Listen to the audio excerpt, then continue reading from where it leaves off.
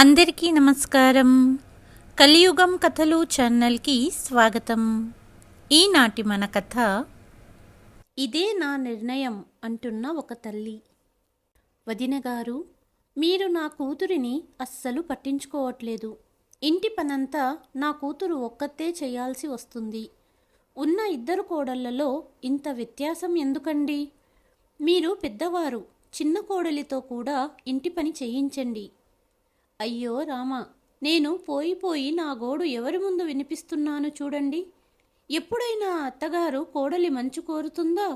మీ ఇంటి పని చేసి నా కూతురు ఆరోగ్యం పాడైపోయింది అంటూ సరళాదేవి గారి సమాధానం కూడా వినకుండానే ఫోన్ పెట్టేసింది పెద్ద కోడలి అమ్మగారు. కాస్త అనారోగ్యంతో పుట్టింటికి వెళ్ళిన పెద్ద కోడలు భావికకు టైఫాయిడ్ రావడంతో వాళ్ళ అమ్మగారు అత్తగారైన సరళాదేవి గారికి ఫోన్ చేసి ఇన్ని మాటలనింది. సరళాదేవి గారి కుటుంబంలో 2 కొడుకులు 2 కోడళ్ళు ఉన్నారు. భర్త చనిపోయి చాలా రోజులయ్యింది. పెద్దగా ఆస్తులేమీ లేవు. ఒక 3 అంతస్తుల భవనం ఉంది. సరళాదేవి గారి కుటుంబం మొదటి అంతస్తులో ఉంటుంది. మిగిలిన 2 అంతస్తులు బాడుగకు ఇచ్చారు. పెద్ద కొడుకు అనుభవ్, అతని భార్య భావిక మరియు అతని కుమారుడు శ్యామ్. చిన్న కొడుకు కార్తీక్ మరియు భార్య ఉషా.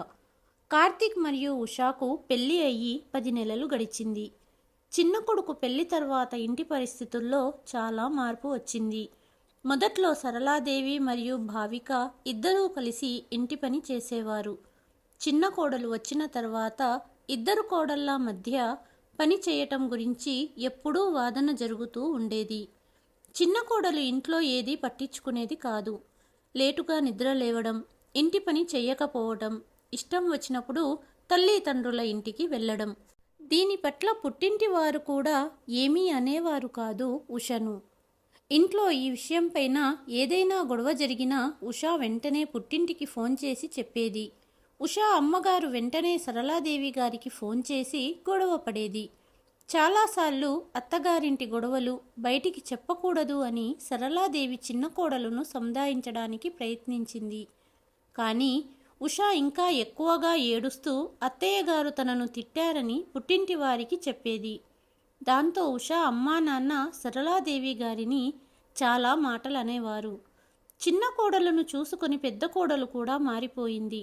ఇంట్లో జరిగే చిన్న గొడవకు కూడా పుట్టింటికి ఫోన్ చేసేది. తను కూడా ఇష్టం వచ్చినప్పుడు నిద్ర లేవడం, ఇష్టమైతే ఇంట్లో పని చేయటం, లేకపోతే తన గదిలోకి వెళ్ళి కూర్చోవడం ఇలా చేసేది. తన 2 కోడళ్ల మధ్యలో సరళాదేవి ఎవరికీ చెప్పలేక నలిగిపోయేది. భావిక ఆరోగ్య విషయమై వారి అమ్మగారు ఉదయం ఫోన్ చేసి మాట్లాడిన విధానంతో బాధపడిన సరళాదేవి గారు సాయంత్రం 2 కొడుకులు ఇంటికి వచ్చాక పెద్ద కొడుకు అనుభవ్తో ఉదయం వాళ్ళ అత్తయ్య గారు ఫోన్ చేసి మాట్లాడిన విధానం బాగాలేదు అని చెప్పింది. తల్లి చెప్పిన మాటలకు అనుభవ్ ఇలా అన్నాడు, అంతే కదమ్మా, ఇందులో భావిక వాళ్ళ అమ్మగారి తప్పేముంది? నిజమే మాట్లాడారు కదా. ఉషా కూడా ఈ ఇంటి కోడలే కదా, ఇద్దరిని సమానంగా చూడవు ఎందుకు అన్నాడు. అంతలో అన్నయ్య, ఇక ఆపు, వదిన పుట్టింటికెళ్ళి కూర్చుంది, ఇందులో ఉషా తప్పేముంది అన్నాడు చిన్న కొడుకు. అయితే భావిక ఇంటి పని మనిషి అనుకున్నావా? తను కూడా ఇంటికి కోడలుగానే వచ్చింది. 10 నెలలు కావస్తుంది పెళ్ళి అయ్యి. ఇంకా ఎన్ని రోజులు కొత్త పెళ్లి కూతురులా రూమ్లోనే కూర్చొని ఉంటుంది ఉష? అయినా తప్పంతా నీదే అమ్మా. కొత్తగా పెళ్ళయిందని నెత్తి మీద కూర్చోబెట్టుకున్నావు ఉషని. భావిక పని చేస్తుందని ఉషకు ఒక్క పని చెప్పవు కదా అన్నాడు పెద్ద కొడుకు. ఎప్పుడూ వదిన ఉషతో పోట్లాడుతూ ఉంటుంది. అలాంటప్పుడు వదినకు సహాయం చెయ్యాలని ఉషకు ఎందుకు అనిపిస్తుందన్నయ్య? అమ్మ వదినను కంట్రోల్లో పెట్టు. ఎప్పుడూ ఇంట్లో గొడవలకు ఆవిడే కారణం అన్నాడు చిన్న కొడుకు. ఇదంతా విన్న సరళగారు కోడళ్లే నా మాట వినట్లేదు అనుకుంటే కొడుకులు వాళ్లకంటే మూర్ఖంగా మాట్లాడుతున్నారు అనుకుంది. 2 కొడుకుల మాటలు విన్న సరళగారికి తల్లి బాధ గురించి కంటే భార్యల మీద చూపిస్తున్న కొడుకుల మాటలు ఆవిడకు చాలా బాధ పెట్టాయి. ఆవిడ ఓ నిర్ణయానికి వచ్చారు. ఇక చాలించండి మీరిద్దరూ. మీ 2 భార్యలను రేపు ఉదయానికంతా ఇంటికి రమ్మనండి. ఇక నేను వీళ్లతో మాటలు పడలేను. రేపే ఈ గొడవలన్నింటికీ ఒక ముగింపు చెబుతాను. తల్లి ఇంత గట్టిగా చెప్పటంతో ఇద్దరూ తమ భార్యలకు ఫోన్ చేసి వెంటనే బయలుదేరండి అని చెప్పారు. రాత్రంతా హాల్లోనే మౌనంగా కూర్చున్నారు సరళాదేవి గారు. ఇలాంటి రోజు చూడవలసి వస్తుందని కలలో కూడా అనుకోలేదు అంటూ తన భర్తను గుర్తు చేసుకుని కళ్ళు చెమ్మగిల్లాయి సరళాదేవి గారికి. ఏది ఏమైనా ఆవిడ ఒక నిర్ణయం తీసుకుంది. రేపు అందరి సమక్షంలో చెప్పబోతోంది. రాత్రంతా నిద్రలేని కారణంగా సరళాదేవి కళ్ళు ఎర్రబడ్డాయి. తెల్లవారగానే స్నానపానాదులు ముగించుకొని పూజ చేసింది. అంతలోనే డోర్ బెల్ మోగింది. భావిక మరియు తన తల్లి తండ్రి వచ్చారు. కానీ ఈసారి ఎలాంటి మర్యాదలు చెయ్యకుండా లోపలికి రండి అన్నది సరళాదేవి. కాసేపటికి ఉష తన తల్లి తండ్రితో వచ్చింది. ఇద్దరు కొడుకులు కూడా వచ్చి అందరితో పాటు హాల్లో కూర్చున్నారు. సరళాదేవి గారు చెప్పటం మొదలుపెట్టారు. నా ఇద్దరి కొడుకులకు పెళ్ళిళ్ళైనప్పుడు కోడళ్లకు ఎప్పుడూ అత్తగా కాకుండా తల్లిగానే ప్రేమ పంచుదాము అనుకున్నాను. ఎప్పుడూ నేను వీళ్లతో నా గురించి ఒక్క పని చేయించలేదు. ఇంకా పనిలో వీళ్లకు సహాయం చేసేదాన్ని. కానీ కొద్ది రోజులుగా ఇంటి వాతావరణం చెయ్యి దాటిపోయింది. అందుకే మిమ్మల్ని పిలిచాను. వియ్యంకులు గారు, మీరు కోడళ్ల మధ్య వ్యత్యాసం చూపినందుకే ఇదంతా. మీరు అనుకుంటే ఇంటిని ఒక్క మాట మీద నడిపించొచ్చు అన్నారు భావిక తండ్రి. ఏ ఇంట్లో అయితే ఇంటి పెద్ద బలహీనంగా ఉంటారో ఆ ఇంట్లో ఇవన్నీ మామూలే. ఇందులో మా పిల్లల తప్పు లేదు అన్నారు ఉషా తండ్రి గారు. పెళ్ళి అయినప్పటి నుంచి నా కూతురితో వెట్టి చాకిరీ చేయిస్తున్నారు. అందుకే ఆరోగ్యం దెబ్బతినింది అన్నారు భావిక తల్లి. ఇద్దరి కోడళ్ల తల్లి తండ్రులు సరళాదేవి గారిని ఇన్ని మాటలంటున్నా కొడుకులిద్దరూ ఏమీ మాట్లాడలేదు. నేను మిమ్మల్ని ఇక్కడకు నా మీద ఆరోపణలు చేయటానికి పిలవలేదు. నా మీద గొంతు వేసుకుని అరవడానికి పిలవలేదు. అలాగే నా నిజాయితీ మీ ముందు నిరూపించుకోవాల్సిన అవసరం నాకు లేదు. నాకు తెలుసు, అత్తగారిని ఎప్పుడూ కోడళ్ళు మెచ్చుకోరు.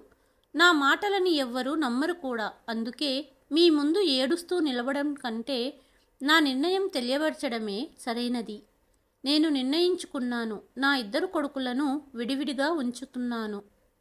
హాహా, చెప్పండి, ఎవరు ఎక్కడ ఉంటారు? మేము వెళ్లే ముందు మా పిల్లల ఇల్లు చూడాలి అన్నారు ఇద్దరు వియ్యంకులు. నా ఇల్లు రెండుగా విడిపోతుంటే ఎంత సంతోషంగా ఉన్నారు వీళ్ళు. అయినా వీళ్ళను అనుకొని ఏమి లాభం? నా కొడుకులే అలా ఉన్నారు అనుకుంది సరళాదేవి. మాకు ఆస్తులంటూ పెద్దగా ఏమీ లేవు, ఒక్క ఈ సొంత ఇల్లు తప్ప. అందుకే పై చివరి అంతస్తులో చిన్న కొడుకు తన భార్యతో ఉంటాడు. మధ్య ఇంటిలో పెద్ద కొడుకు తన భార్య కొడుకుతో ఉంటాడు. ఇకపోతే నేను కింది పోర్షన్లో ఉంటాను అంటూ తన నిర్ణయాన్ని చెప్పారు సరళాదేవి గారు.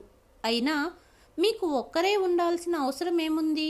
మొదటి 6 నెలలు పెద్ద కొడుకు వద్ద, రెండవ 6 నెలలు చిన్న కొడుకు వద్ద ఉండండి అన్నారు వియ్యంకులు.